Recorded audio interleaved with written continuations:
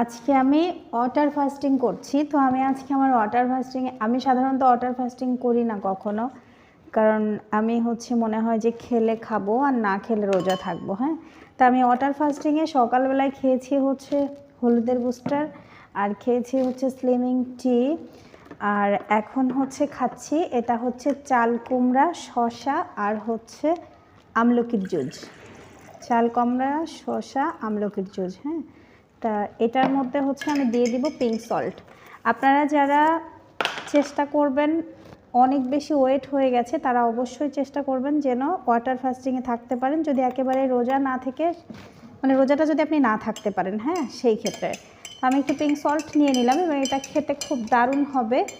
আর এরপরে আমি আবার কি খাবো ইনশাল্লাহ আপনাদেরকে দেখাবো। হ্যাঁ।